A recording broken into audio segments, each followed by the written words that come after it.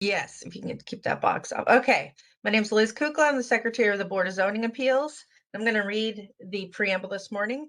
In compliance with notification requirements of Ohio's open meeting law under COVID-19 emergency declaration, notice of this meeting has been publicly posted. All boards and commissions under the purview of the City Planning Department conducts its meetings according to Robert's Rules of Order. Actions during the meeting will be taken by voice vote. Abstentions from any vote due to a conflict of interest should be stated for the record prior to the taking of any vote. In order to ensure that everyone participating in the meeting have the opportunity to be heard, we ask that you use the raise hand feature before asking a question or making a comment. The raise hand feature can be found on the right-hand side of your screen in the participants panel. And for those call-in users, please use *6 to unmute yourself when you wish to speak, and then mute yourself again. Next screen, Kyle.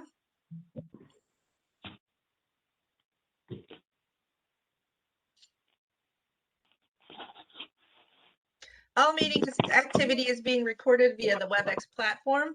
These proceedings are also being live streamed via YouTube for your public view. We have provided a link to the meeting for those who wish to speak on a particular case via our website and email. We have also received emails from those who have provided written comments on a particular matter. Back to you, Madam Chair. Thank you. Do a roll call, please. Sure. We do not have Ms. Bates this morning. One of the things that I found Please in life, mute people yourself. are often resistant to change. Sometimes even when you move from bad to better, there's institutional change in that process. Talk about that and the crisis intervention team as a crisis. Great. So we don't have Ms. Faith this morning. We have Ms. Britt. Ms. Barnes. Citizens in the city of Cleveland. I think there are a couple of questions there, but Mr. Donovan. I just want to go back Here. Ms. Johnson. Here. Madam Chair, we have a quorum. Also, to everyone here today, we have 4 members present. You have the right to postpone today in order to have the hearing when we have a full complement of board members. If there is a tie vote today, your case is denied. Back to you, Madam Chair. Thank you very much. Any postponements?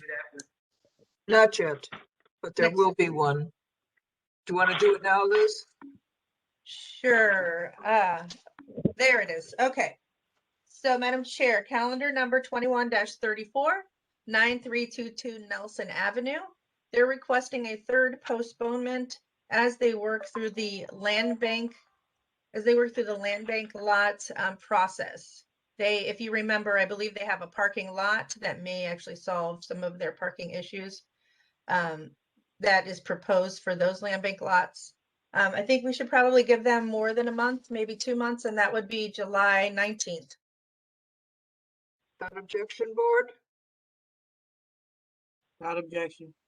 Without objection. Without objection. Thank you. Without objection. Okay, well, moving right along. Start with calendar 21-064 at 2500 Montclair Avenue, a public works invoice W0701010567666. David Ream, are you with us?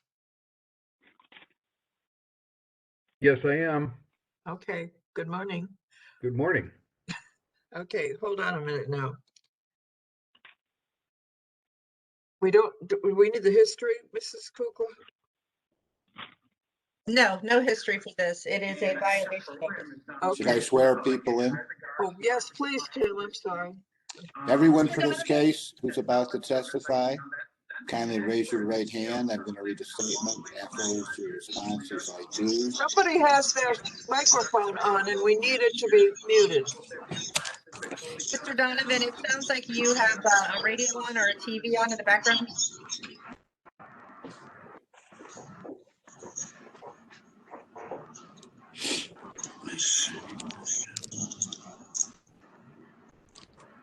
All right, I'm back. Okay, Everyone for this case, kindly raise your right hand. I'm going to read a statement. The response I'm looking for is I do with your name.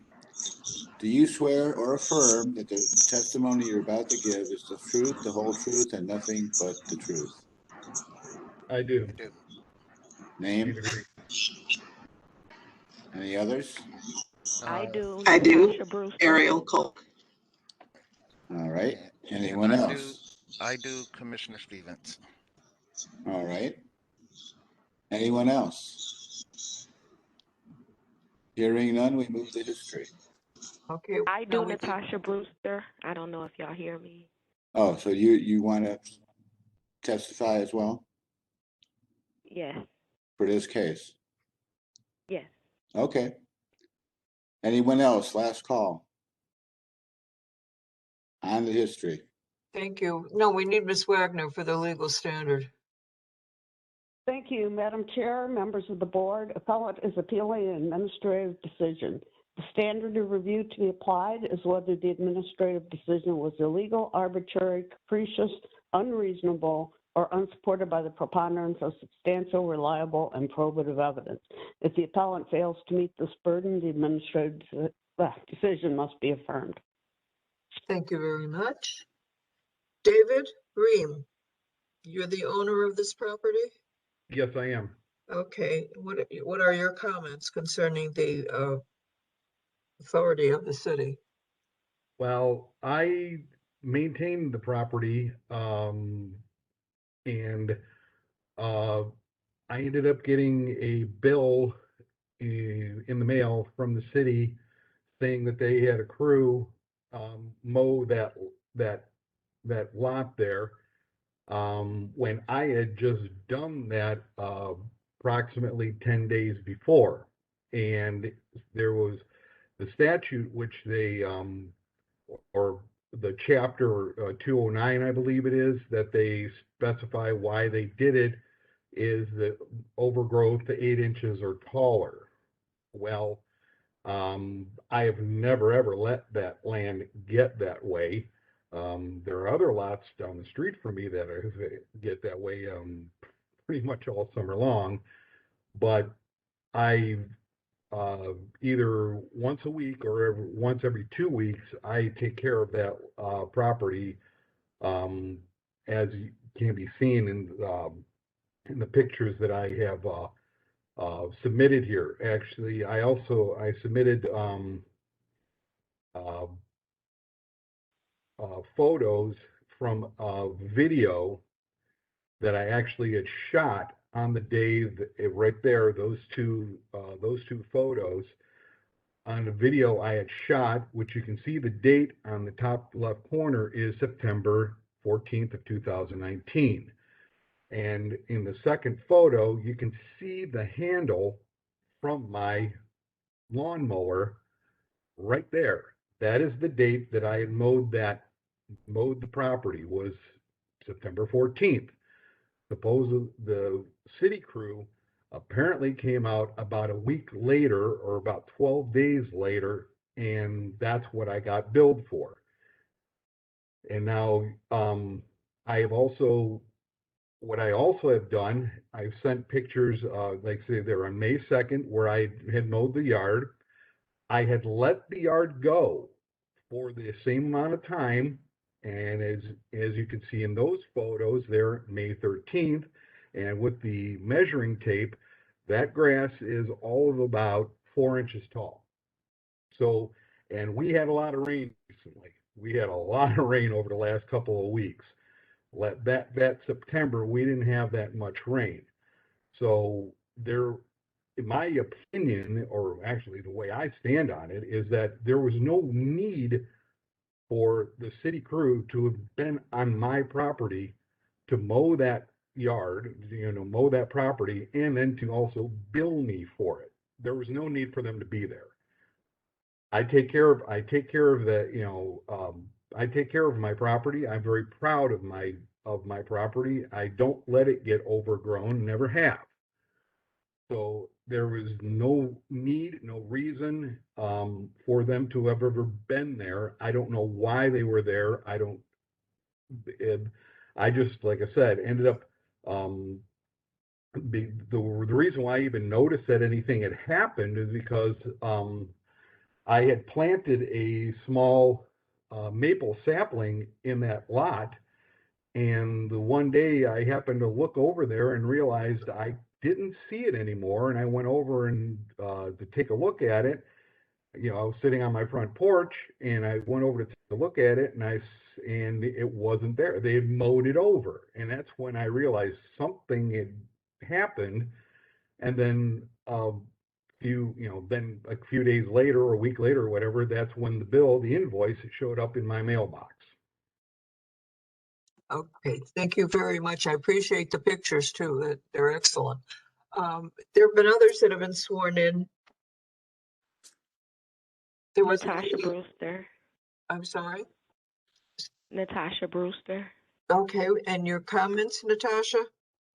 Okay, I'm from the protest department, which the original protest came in on January 9th, and he said that he maintained his own property, and he was supposed to submit a contract or a maintenance schedule, which he did not. He asked for a hearing, and the hearing was set for April 14th, 2021, which he did a no-show for the hearing. So I never received any of these pictures or anything that he submitted today as far as that date stating that he maintained that property. He never sent anything in nor came to the hearing that he requested from me. So this is my first time ever seeing any pictures or anything submitted for this property. David, had you ever contacted the city department, Public Works? I applied, or on the back side of the invoice, or I did file an appeal. I did file an appeal because actually I've gotten billed twice for this lot from the city, twice. And I appealed both of them. One of them, the city responded with a letter saying that there was a billing error or mix-up, some sort of billing error, so they tossed the invoice out. But then I end up hearing that I still owe for the other invoice, and to which again I appealed. Now, I do apologize. I had thought I had put the hearing on my calendar, and that is why I unfortunately missed that hearing. So that is why when I got the letter from the zoning appeals board, I contacted them because frankly, I didn't know that I could have sent in these pictures to the other department, because I would have sent that the pictures from the video a long time ago. I just That's the filled box out. that you checked. Madam Chair, this is Lori Wagner. Could I make a statement here? Yes. The purpose of the board is to find whether the commissioner's decision was arbitrary and unreasonable. Since this gentleman did not show up for his hearing, the board can't make a finding that it was unreasonable. The remedy, I think, here is to send this back and allow him to meet with the building and housing and let them see the pictures and make a decision. I think you're absolutely right, Lori. Yeah, Which thank I'd you, be Lori. happy I was to gonna produce. ask for you to chime in on this because I was feeling like we were going in a different direction here. So thank you. David? So, Madam Chair, if I could, we do have a letter from Ms. Brewster, I believe, stating that the case was denied. So there is a decision on it. I guess if Ms. Brewster could speak to. Madam Chair, it was denied because he didn't show up. I mean, you can't use the Board of Zoning Appeals as a substitute for the other procedure. I mean, we don't want to encourage everybody to skip their administrative hearings and then come right here and say, tell the board what they should have told the hearing officer. So once again, I think this needs to be sent back for hearing. Okay, we have Commissioner Diedrich, I believe, who was sworn in. Commissioner, are you with us? Yes, I am. I'm sorry, I had to get off of mute. But I would defer to the appeals department for this particular one. Thank you. Okay, thank you very much. Was there somebody else sworn in? Madam Chair, I think our legal counsel gives us very steadfast advice on this one. I'd like to take her suggestion, make it a motion that we would send this back to the appeals process to give the applicant and the city department some time to rule on this particular case and see whether that ruling then becomes subject to a request from zoning. Okay, thank you, Tim. Make that Yes, motion. I second. Okay, good. Call the roll, Liz. So, Madam Chair, is this a postponement or is this a dismissal? Just It's a postponement. till after, Whatever, if they find in favor of the appellant, then he'll drop the case. right.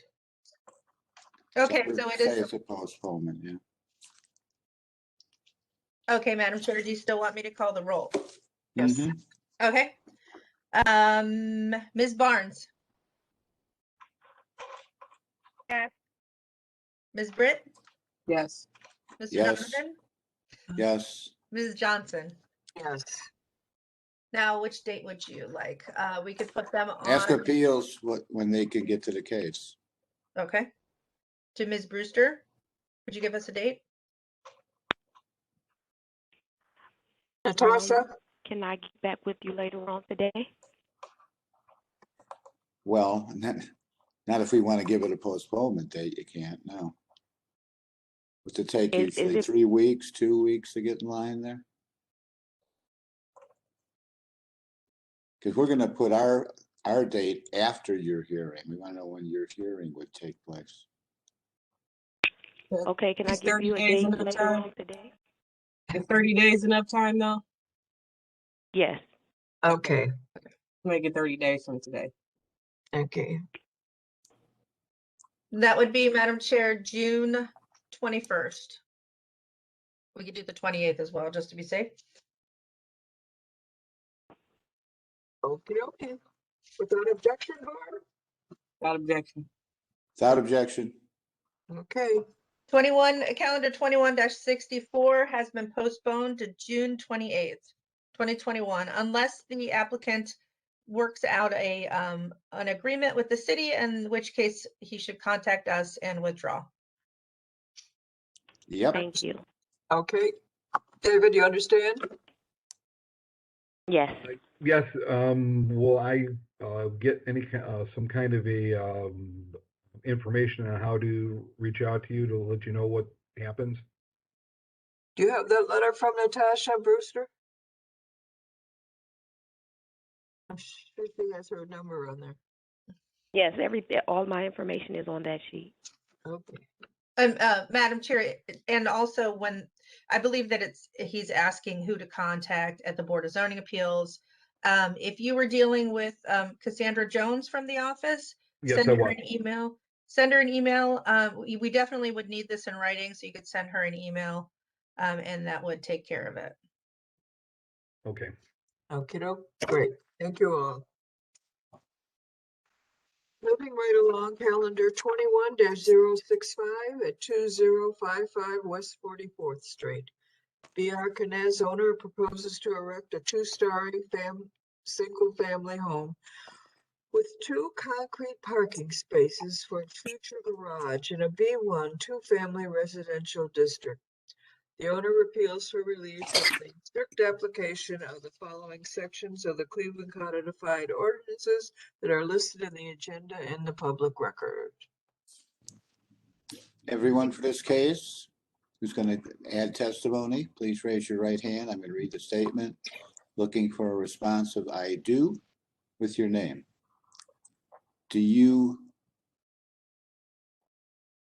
affirm or pronounce that the testimony you're about to give is the whole truth and nothing but the truth? I do. Gillian Hall. Ben Trimble. I do, Donna Gorgonis. Anyone else? I do, Joel Elgrave. Okay, anyone else? City?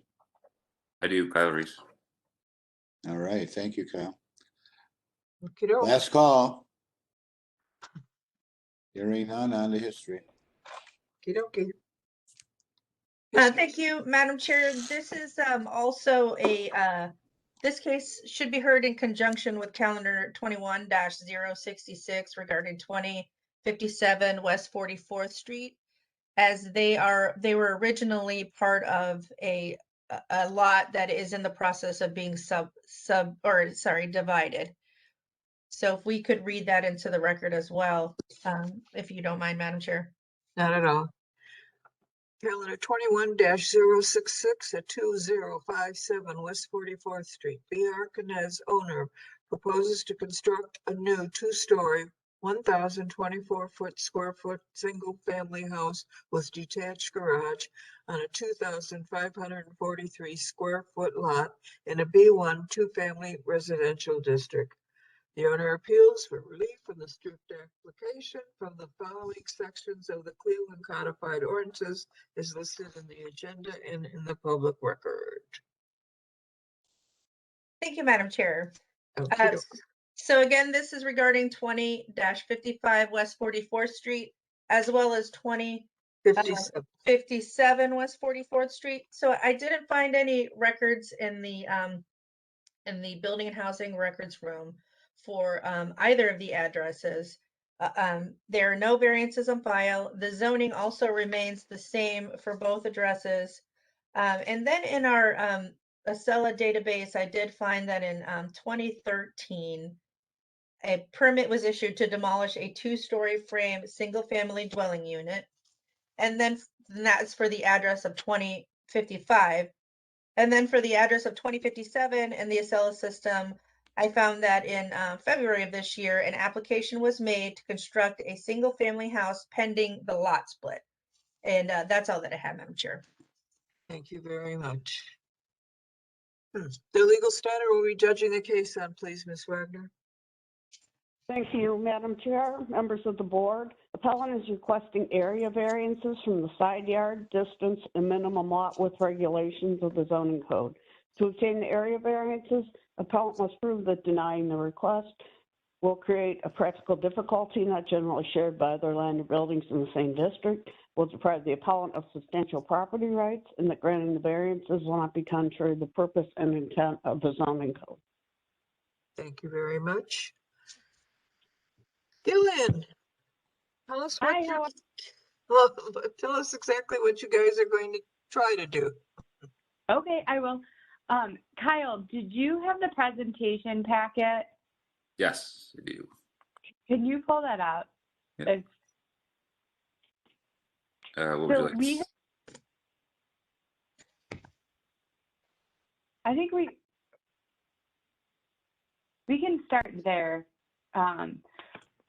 We've been working with OCI for the last several years on creating an AMI product type that we could build on the land bank lots that we had left over. We already built all of the market rate units. We've been working to come up with a product type for the affordability component. So that is this project here. So it's a little bit different than some of the other houses that we built. They're a little bit smaller, but this is one of the lots that we've had and had targeted for the AMI product type. So we would like to split it into two lots. And there is an old snap of a Sanborn map in the presentation packet that shows that it did actually used to be two lots with two homes on it. These houses will be rear loaded from the alley in the back. And we feel like they're very consistent with the lots in the area. The home to the north of 2055 is actually on the property line. So that is kind of creating the need for the variance that we're requesting, but we are actually 5 feet off of our property line. So it's just very typical of what we're asking, the standard variances that we always ask for our new construction houses. This is just slightly different because we are working on it. It's a different product type than what you guys are used to seeing from us. Okay, so I've got the first 2055 is just talking about a concrete parking pad, correct? Well, there is an interior side yard that variance that we're asking for, and it's for the area like for the interior side yard to the south, which is our second house, not to the north. I'm trying to make this picture a little bit bigger so I can see it. Hold on a minute.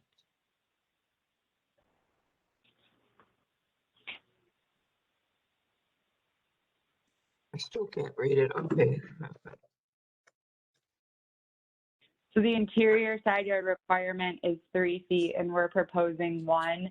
You can see there's a bump out on both sides of our unit. Yes.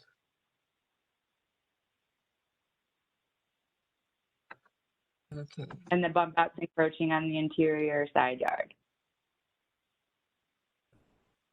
Okay. But you're not building the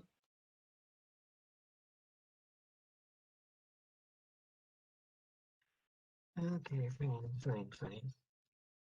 All right. So at 2057 West 44th is the house that, because boy, these lots, people are putting in all these little houses in, jamming them in. I don't know.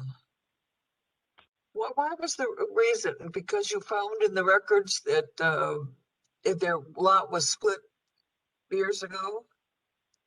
Well, and it allows us an opportunity to build 2 affordable units.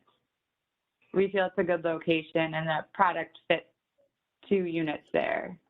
And these units will be, and Ben will probably tell you more, these units will be held by the land trust. Okay. I'd like to talk to Kyle. Kyle Reese, City of Cleveland Planning. Yep. So we did have our internal meeting where we looked at this through HDRS and through and talked with the rest of the staff, the neighborhood planner. These were both approved by that committee, and the recommendation from city planning is that these variances be granted. Thank you, Kyle. Okay, want to talk to Donna? Hi, good morning, Madam Chair and members of the Commission. Thanks for allowing us to always provide public comment. So as Gillian from Knez said, our organization has been working really hard for a while, a few years, to bring an affordable, high quality product into the market. So that's why you're seeing, sort of 2 smaller but comfortably sized homes that are on, small lots. We think it's a really great use of land, and specifically we'll be using this to build our first homes that will be held within the Community Land Trust that is named the Near West Land Trust. So we're really proud about this work. So to put it into context for everyone, this is specifically targeting someone that's making 80% of the area median income. So that's a family of 4 making approximately $60,000 a year. And the intended sales price of the home is about $160,000, depending on the kind of subsidy we're able to get and the building costs. I know prices might change because lumber has gone up recently, but I know our organization is in support of the variances being requested today. And our organization has heard from the community countless times that they would like more affordable options in the near west side to help with the displacement of some of the residents that we've been seeing in the past year. And this is a high quality market or high quality 80% AMI home that we're creating. So, I know our organization's in support of it. And the Block Club is also, from what we know, did not have any negative comments. Everyone was supportive as well, but I will let the Block Club chair speak to that. So thank you. Thank you, Donna. Good to see you again. Joel, are you with us? Hello, Joel. Yep, sorry, I was having trouble getting it to unmute. So hi, I'm Joel Elbry. I'm the chair of the Fulton Lorraine Bailey Block Club. And so we found out about this last week, and I emailed it out to our list as well as flyering nearby houses so that we would make sure that the nearby houses had a chance to see the site plan and the elevation and all those things. And we heard no objections. You know, I got no objections from that. And I got two of our block club members wrote to express their strong support for the project. Our block club has a long history of supporting affordable housing. We actually have a number, you know, CHN has built a number of houses in our area. The Orchard Park houses at the corner of 41st and Bailey have an affordable component. And so we're really excited about, you know, these additions to the affordable housing stock that's already in our neighborhood. You know, the variances requested are really pretty minor. The, you know, most severe one is about the side yard space between the two buildings. But because that's between the two buildings, you know, it's not like they're imposing that side yard problem that on the existing housing. So I feel like it's a very reasonable request and an exciting project. Appreciate that, Joel. Thank you. Board, any questions? Comments? Did we get any letters in, Mrs. Kukla? No, we have not received any letters. Okay. Then I will entertain a motion. Excuse me, I have a question. Excuse me. I think somebody's trying to ask a question. Okay. Excuse me, Grace? Yes, hi, thank you. I'm really unfamiliar with all the terms and everything, so bear with me. But on the one picture that you showed earlier, when you hire, it looks like the roof of the new structure is going to be overhanging my house. Is that correct?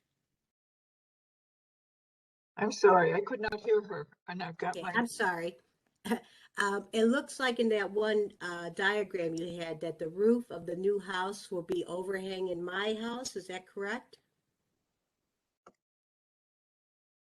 Did you hear me? Gillian? You're muted. Unmute, Gil. Can you hear me now? I can Yep. hear you. Okay, so we are 5 feet off of her property line, off of your property line, Grace. So we shouldn't have an over. The picture earlier, the diagram earlier, it looked like it was like right over my roof. Am I right then? You are right on the property line, but we are 5 feet off of your property line, so it shouldn't hang over your property line. Okay, so it's not going to infringe on my property at all then? No. Okay, I just wanted to make sure. Like I said, I'm totally unfamiliar with the terms and things that are in this letter received. So, okay, thank you. Thank you, You're Ms. welcome. Mann. Okay. If there are no other questions, I will entertain a motion. Here, give the testimony and seems like full support from everyone around CDC, the Block Club, as well as city planning. I move that we approve the variances as requested for calendar numbers 21-065 and 21-066. Second. Call the roll. Thank you, Madam Chair. Ms. Barnes? Yes. Mr. Donovan? Yep. Ms. Britt? Yes. Ms. Johnson? Yes. Calendars 21-65 and 21-66 are granted. They'll be ratified next week, and we will send you a letter. Thank you all very much. Calendar 21-067 at 3740 Carnegie Avenue. 3740 Carnegie LLC owner proposes to erect a new 3-story, 45,000 square foot office addition and new paving to allow for a total of 394 total parking spaces in a C2 general retail business district and a D4 semi-industry district. The owner appeals for relief from the strict application from the following sections of the Cleveland Codified Ordinances as listed in our agenda and the public record. Timothy? Everyone for this case that is going to testify, please raise your right hand. I'm going to make a statement. Afterwards, looking for a response of I do with your name. Do you swear or affirm that the testimony you're about to give is the truth, the whole truth, and nothing but the truth? Anyone for this case? I do. Michael Fantz from AODK. Kiddo, anyone else? Greg, you are on mute. Kyle Reese. Kyle Reese, all right. Anyone else? Yeah, Greg, Last I'm call. still. Yeah, Okay. hang on, sir. Greg is still trying to. Greg, you're still on mute. We can't hear you. Can you hear me now? Yeah, there you Yep. go. Okay. Greg Ernst with AODK. All righty. Anyone else? Last call. On to history. Okay. Thanks, Tim. Liz? Hold on. I think we missed someone. Joyce, were you trying to chime in? Yeah, I apologize. I the last one, but I'm Joyce from town. I'm here to support the project. Okay, well, All right. just say your name and I do, so we'll have you sworn in for it. Right now, my name is Joyce Wong. And say I do. I do. Thank you. All right. Last call. Okay. History of the property, please, Mrs. Cooper. Thank you, Madam Chair. There's been no change in the zoning since 1929. In the building and housing records, I found that in 1964, a permit was issued to construct a concrete foundation only. And the owner at that time was stated as National Dairy Products. There are no variances on file, and in the more recent history in our Acela system, in 1996, a permit was issued to demolish a building at this address. In 2006, a permit was issued to establish a parking lot for 122 spaces for used car sales, display, and customer parking. And then I see in 2007, a certificate of occupancy was issued stating that the permitted use of the property is as a parking lot for this address. And that's all that I have, Madam Chair. Thank you very much. The legal standard, Ms. Wagner? Thank you, Madam Chair, members of the board. Appellant is requesting area variances from the off-street parking and landscaping requirements of the zoning code. To obtain the area variances, appellant must prove that denying the request will create a practical difficulty not generally shared by other land or buildings in the same district, will deprive the appellant of substantial property rights, and that granting the variances will not be contrary to the purpose and intent of the zoning code. Thank you very much. Michael Fant. Yes. Okay, I want to hear exactly what and where you're doing this. Greg, Greg and I are both kind of sharing here. Okay. Greg, why don't you start her off? Okay. And Yeah. we'll just go item by item here. Yeah, so we're in front of you today for two variances. As mentioned previously, we're adding almost 50,000 square foot building, almost doubling the size of the building on this property. Obviously, there's an existing 3-story building, and they are consolidating, Minutemen is consolidating all of their properties into this one property to make a campus. And because of that, that's where the parking count has risen from. And so what we're here before you today for is there's an existing setback along Cedar Road, which is on the south side of the property. As you can see on top part of that screen there, that is for 10 yards or 30 feet. And as you can tell from this existing aerial, there is, I would say 75% of the existing parking lot is already encroaching on that 30-foot setback. And so we are proposing 2 new parking lots, one on the upper left-hand side, which is the southeast, and one on the upper right-hand side, which is the southwest. And because of the we want to maintain the existing parking line that exists along that Cedar Avenue. looking at the adjacent properties, almost all of their parking, from what we can tell, encroaches on that setback. So I'm not exactly sure what that setback was for. As mentioned previously, it looks like there was no zoning change since 1929. So the first variance that we are hoping to obtain is for a 30-foot variance setback against the Cedar Avenue there. So would you like me to go to the next point, or do you want to Sure. have discussion on the Yeah. first? No, let's do them all and then we'll hit you. Okay. Thanks. And then the other one has to do with the 6-foot landscape buffer along Cedar Avenue and Carnegie Avenue. Once again, as noted before, the parking lot, for the most part, is already up against the lot line on both the north and south properties along Carnegie and Cedar property lines. So we are proposing along Carnegie to extend the concrete retaining wall and wrought iron fence over to the west, where the new addition is going. The new addition in this area is going to the right-hand side, which will be west of the existing building. And we are extending that drive that runs along the front of the existing building across the front of the new building and putting a new apron, sliding that apron to the right a little bit or to the west. And that is now becoming the new main entrance for the headquarters. And so it's very important that we have some parking over there, including handicap parking, so that people would be able to have easy access, visitors to the campus would be able to have easy access to the facility itself. And as mentioned, we're going to maintain that wrought iron and concrete retaining wall along Carnegie. On the south side where Cedar is, there is, as mentioned before, there's the parking already goes up to the parking or up to the property line, and we're just proposing to maintain that line. That's basically it. Mike, you want to add anything else?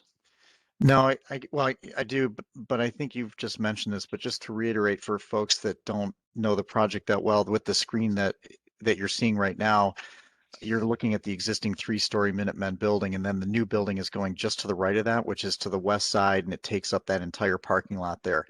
So, so that's why, number one, we're relocating parking that's already there, but also adding another 3-story building, and so incurring more staff and more parking requirements. And that's really the hardship that we have, is just trying to meet the parking needs of Minutemen, which is growing kind of internally, like the company just keeps growing, but also trying to consolidate their services that are right now kind of spread out a little bit. So they want one headquarters that that will be established at their current facility here, and to be able to have parking for all those folks there. And that's really what this is all about.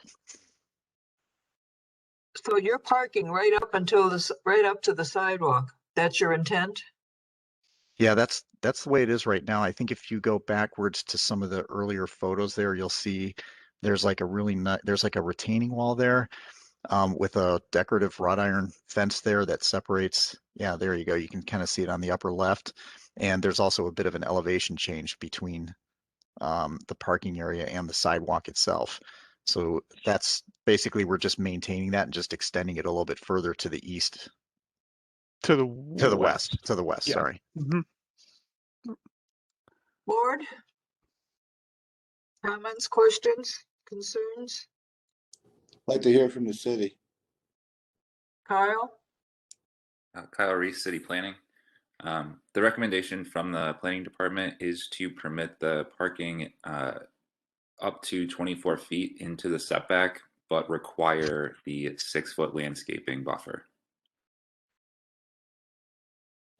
How does their idea of the concrete wall with the wrought iron fence, does that near your request, or is that so far off that we got to start from the scratch here? Well, it's a little bit difficult. I do understand what they're saying. On the Carnegie side, there's that bit of an elevation change, but allowing parking right up to the sidewalk really isn't. It's not something that the department supports. So we'd like to see some effort to landscape between the parking and the the sidewalk, the public right of way. Michael or Greg? I think that when we looked at this site plan, Who's there is. Is this you, Michael? Yeah, this is Michael. Okay. I think that there is an ability for us to get a little bit of landscaping there, but if we go the full 6-foot buffer there, we're not going to have room to have any parking in front of the building, which we really need. So maybe there is a compromise there by providing some landscape strip between the parking and that retaining wall there. When you say little, what are you talking about? 4 foot? I'm actually bringing up the drawing, and I'll get back to you on that just to see what we can accommodate. Another question I have, this is Greg with AODK, is regarding the existing parking lot. So when the city makes that comment, are we talking about ripping up what is essentially parking lot that we're not doing anything to be able to put that buffer in? Or is this only on areas affected by the work that we're doing now? Well, it would be for the entire request of the permit. So whatever you're requesting in this permit is where we would be requesting that you meet that 6 foot, or it doesn't have to be necessarily 6 feet, but there needs to be some landscaping between the sidewalk and the parking, and that's that is a very common thing that we require for parking lots, especially ones that are this large, that have this much frontage along primary streets. So are you saying they can leave the cement wall up though and the wrought iron railing? Yeah, I believe that that part of it looks good, and we would request that the rest of it look at least that nice. Mm-hmm. Madam Chair, this is Liz. Hi, Liz. Madam Chair, if I could say one thing. It's my understanding that the concrete barrier is on Carnegie side, and the landscaping is required on the Cedar Avenue side.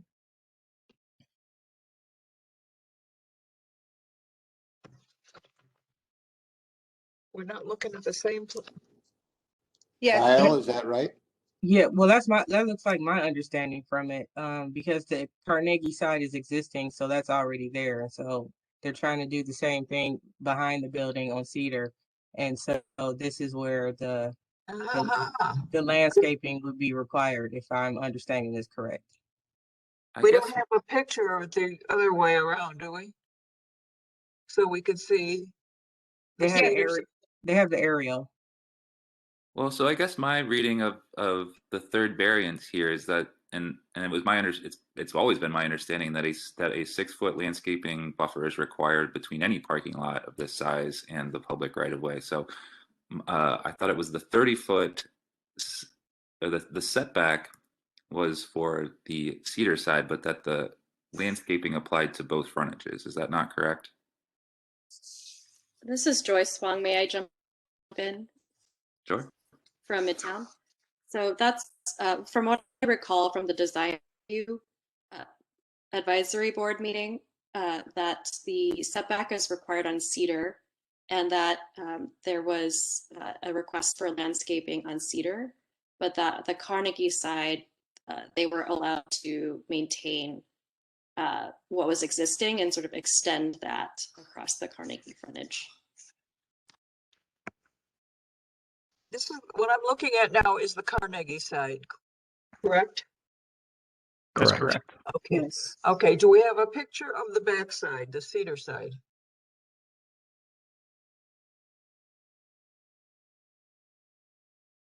I believe the lower pictures are the Cedar. The lower right? Oh. Okay. Yeah, so there's a church that was demolished recently on the left side. You can see the dirt there, and then if you pan over to the east a little bit, that's essentially existing conditions right now along Cedar. Okay, Joyce, you had something up on the screen. Something that we discussed for a design review was that they were willing to, the board was willing to maintain the retaining wall and fencing across Carnegie, but there was a request to add more street trees across the frontage, as I recall. You met with Greg and Michael?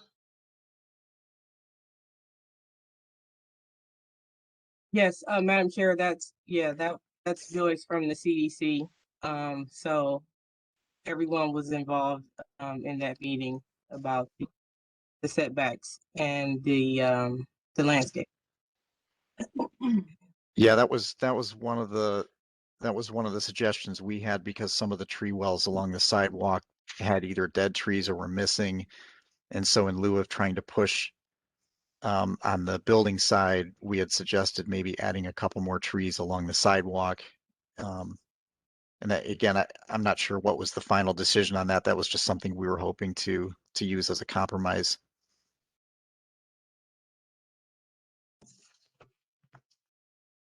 Kyle, do you have any comments about the trees? More trees are always appreciated, especially in the public right of way. Maybe we could negotiate here. Michael or Greg? Oh, we're very open to that. I mean, Minutemen had expressed that as well, and you can even see that in the upper left picture. There's a really good tree that's kind of off the screen to the left there, and then you can see there's one that's kind of right in the middle there that's not well, and actually most of them along the street there. I think there's only 2 or 3 that are in really good shape. So if we kind of used that spacing that's already there, and just kind of, and knowing also that we're moving the driveway even further to the west there than what you're seeing in this picture, we could probably easily get 3 more trees just in this stretch of sidewalk alone here. And then there's also a little bit more to the east. So we're more than open to that. I think we all feel that would be a benefit to Carnegie and to Minutemen. We would need to see a plan Okay. showing that. And, Sure. and where you're moving the driveway or how much you're moving that driveway too. Okay. Yeah, the driveway is shown in the current plan. We just didn't show the new tree wells. You can see it in that. There you go. Yeah, right. So you can see the new drive now to the west, and you can see the 5 tree wells that are currently there, kind of depicted on the sidewalk, although a couple of those are not healthy trees, but those are the tree wells that are there. So we could actually just literally, if you took that spacing and just imagine that, just keep going to the west and then to the east, and just, we would literally just fill that up between the 2 entries into the site. We would more than welcome that. Okay, so we have street trees on the Carnegie side. We're actually here for the Cedar side though. So has there been a decision on you guys about adding some kind of landscaping between the sidewalk and your parking? I know someone was pulling it up to see how much you can get in there without losing your parking. Yeah, I'm just a quick cursory review. It's looking like probably between 3 and 4 feet is something that we would be able to manage, because we're restriping the existing parking, and we are running islands down. If you can see the black kind of islands that are running at the ends of the fishbone parking striping, that is all going to be landscaped, running from Carnegie to Cedar. So we obviously have to maintain a pretty strict 20-foot, 24-foot aisle all the way down the road there. So between 3 and 4 feet is what we'd probably be able to accomplish on the Cedar side. Okay, Kyle, can you agree to that? Yeah, that sounds great. Alrighty. But we would need to have a plan submitted so that we can verify everything, including the plantings that you're going to do on the end cap or whatever you're calling it, the end of those parking spots. Okay. And also, if you can put 4 foot in, if you can somehow squeeze in 4 foot, make that a small car thing, or motorcycles, or bikes, whatever. So it wouldn't accommodate. Otherwise, how big are the spaces that you are striping? Just 1 second, I'll pull that up. Yeah, I think they're 9 by 18. And by the way, the current site plan does show all the landscaping. Yeah, we need to add what we talked about today, but all the islands show trees and landscaping that was something that we were really trying to push because the current parking lot hardly has any right now, and we wanted to make it nicer and more green and more consistent. All the fencing and paving and landscaping is all going to be new. So, but what we will do based on this meeting, if it's okay with the board here, is that we would then show the additional tree wells along Carnegie, as we talked about, and adding that 4-foot strip along Cedar, and showing what we would add there for landscape. And that would be our update from the plan that you're seeing today. Yes. Okay, well, I don't know. Do we want to tentatively okay this till we see and not ratify the decision until we see the plan submitted? Board, this question is to my board. Could it be a conditional approval? Yeah, that's what I'm asking them. Yeah, it's unusual for people to update their plan before ratification based on the suggestions made at the board here. So that's what I think we should do. Okay, then I will entertain a motion to what we've agreed to today with no ratification until we have the new completed landscaping drawing. Madam Chair, I'll do the motion. Given the testimony, support from Midtown CDC, as well as city planning after some land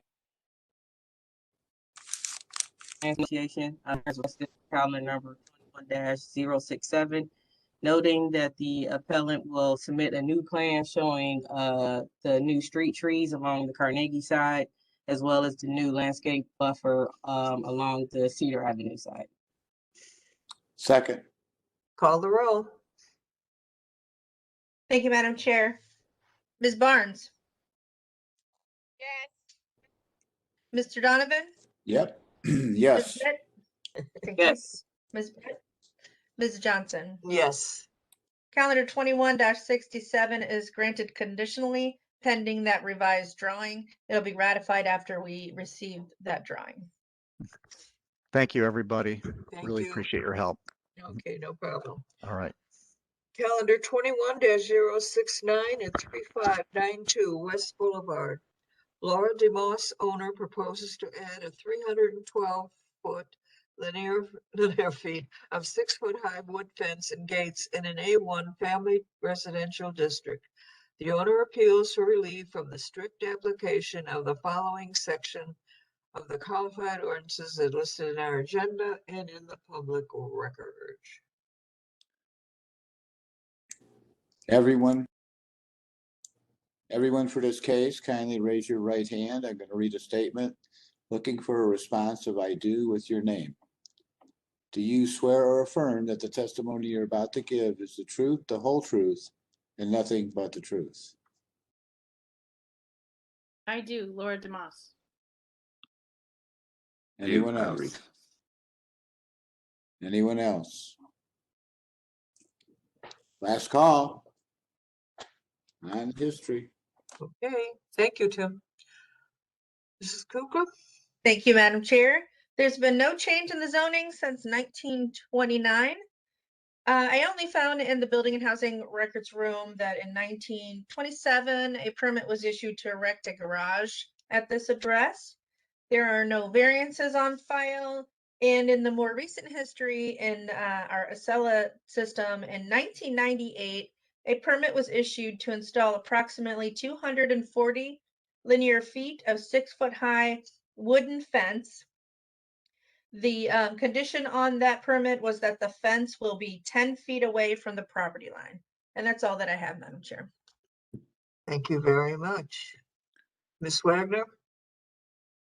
Thank you, Madam Chair, members of the board. Appellant is requesting area variances from the side yard distance and minimum lot width regulations of the zoning code. To obtain the area variances, appellant must prove that denying the request will create a practical difficulty not generally shared by other land or buildings in the same district, will deprive the appellant of substantial property rights, and the granting the variances will not be contrary to the purpose and intent of the zoning code. Thank you very much, Ms. Wagner. Okay. I'd like to see okay. Are we just replacing that fence? Mr. Moss? Yes, that's correct. I'm just asking to replace what's already there. And it's 10 foot off the sidewalk. Is that what they said? I don't believe that's 10 feet from the sidewalk. That's been there. So I've lived in this house 20 years and it's been there longer than I've been there. And as you can see, there's some bushes between the fence and the sidewalk, but I wouldn't say that's 10 feet. No, I wouldn't either. So I don't know where that number came from. Madam Chair, that permit was issued in 1998 for a chain link fence. Oh. But in your history, you also said something about a wooden fence. I'm sorry, let me go back. I thought it was a chain link fence.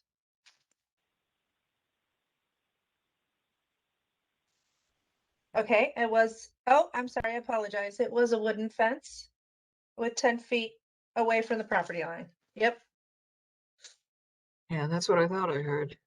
But Kyle, I'm going to ask this question of you. If she's just putting it in the same place that it's already been there since whatever, how 1,000 years, can we grant that rather than having her move it to 10 foot? Because there's a couple of trees there. Well, so the recommendation from city planning and speaking with Adam Davenport, who's the neighborhood planner for the area, and Callie Mersman, who is our bike and pedestrian coordinator, is that although the fence has been there for a long time, as the applicant stated, that this is at the end of its useful life, and it would be a better condition for pedestrians if the fence did meet the zoning requirements around the two driveways. So it does come up to the driveway, to the applicant's driveway here at 6 feet solid. And it's also pretty close to the corner of the driveway on the edge of the property. And it does create sightline conditions for people and little kids who might be riding their bike and doing whatever on the sidewalk. And so it would be a better, safer condition if this new fence created visibility lines to the sidewalk. Do you understand that, Laura, what we're talking about? I do, and I sent in pictures that I took from the sidewalk of how far up my driveway you could see.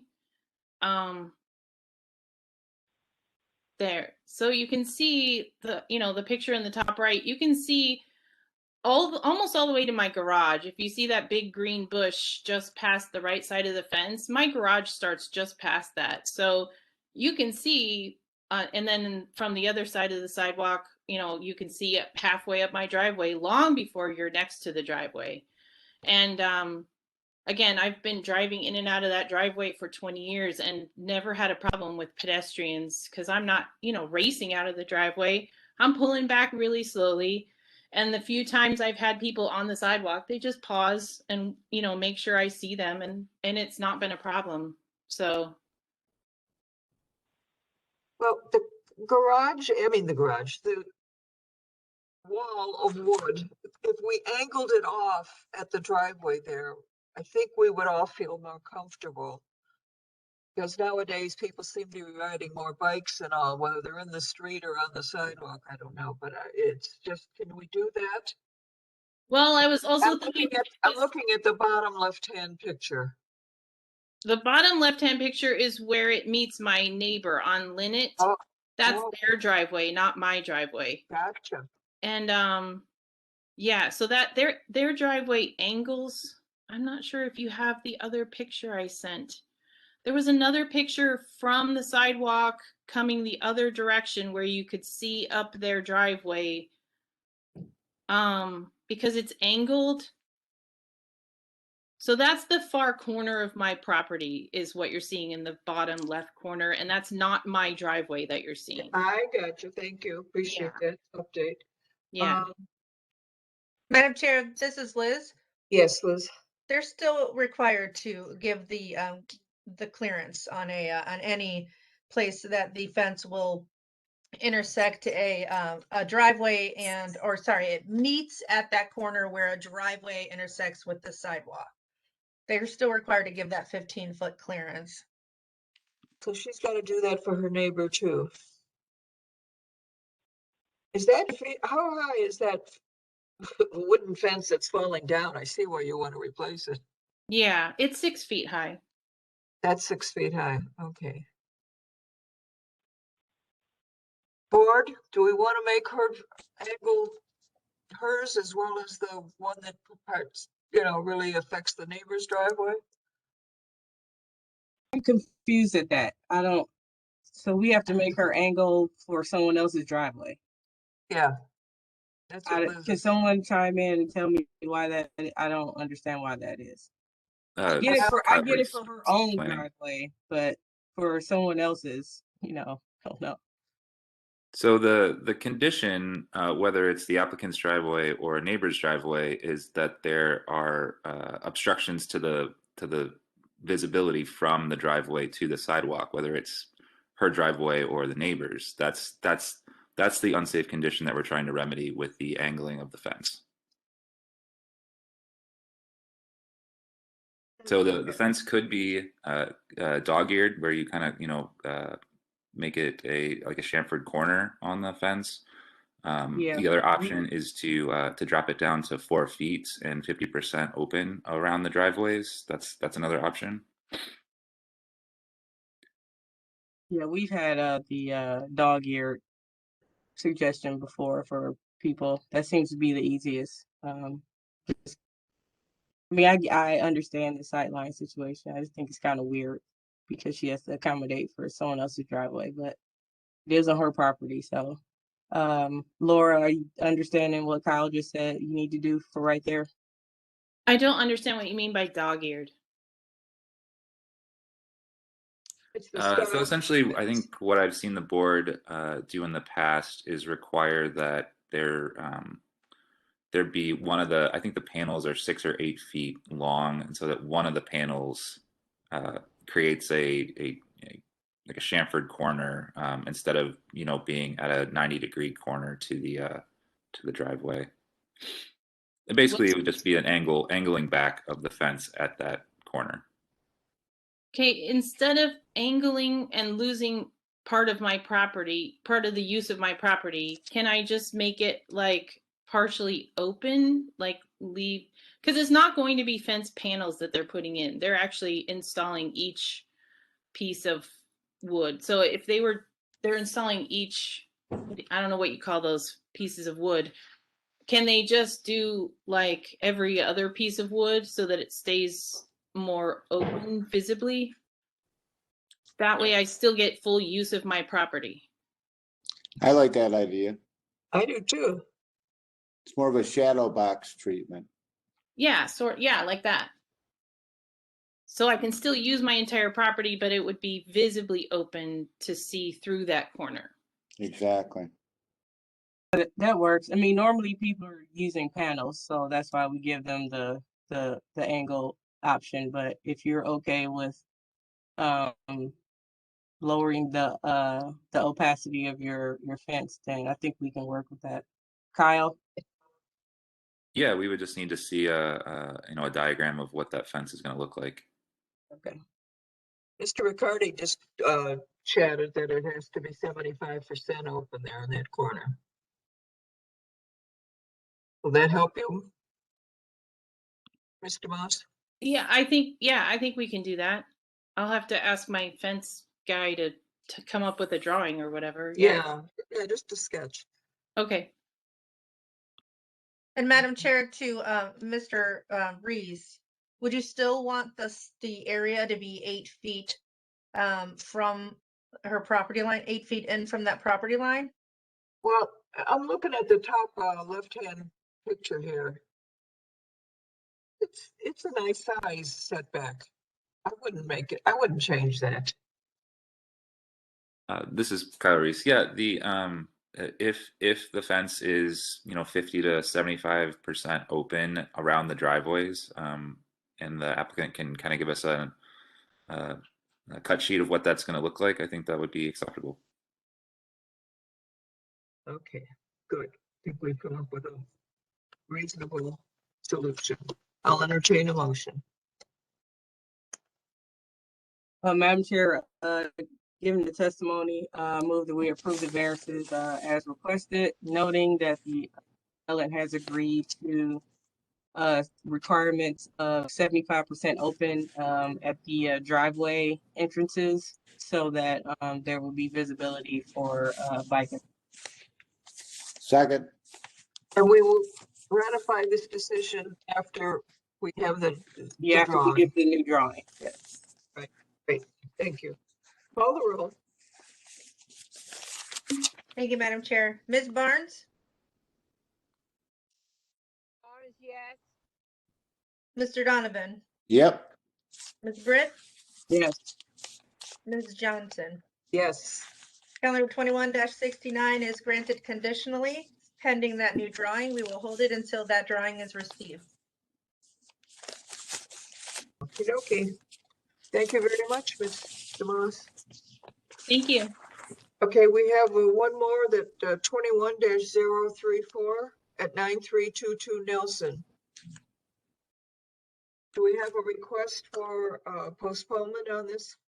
Yes, that's the one we announced at the beginning of the hearing, but we could announce the new date again. Calendar 21-34 has been postponed to July 19th to allow time for that the land bank process to work out. So that was postponed earlier in the hearing, Madam Chair. Okay, call the roll. Ms. Britt? What are we voting on? The postponement request. Oh, for Nelson yeah. Avenue. Okay. Yes. Ms. Barnes? Mr. Donovan? Yep. Ms. Johnson? Yes. Calendar 21-34 is postponed to July 19th. We have the Board of Appeals, our old business. I don't have any of them highlighted, Mrs. Yes, we did not receive any of the requested items for Siam Avenue. So we have nothing to ratify today. Oh, aren't they just wonderful? Okay, okay. And then also, Madam Chair, to everyone, just a reminder that Ms. Johnson will be out next Monday. Yes. So we will need to have a somebody. Mr. Donovan is the lead. He's the vice chair. Or All right. Vice. I can't remember which it is. And Mr. Donovan, do you still have the script for that, or would you like me to send that again? You can send it again. Okay, I can do that. Will do. The following Monday, we won't work because it's Memorial Day. Correct. Right. Oh, yes, we don't have quorum that day. Yep. Right. Yeah. Yes, thank you. Fine. And that's it. I'll see you all in 3. All right.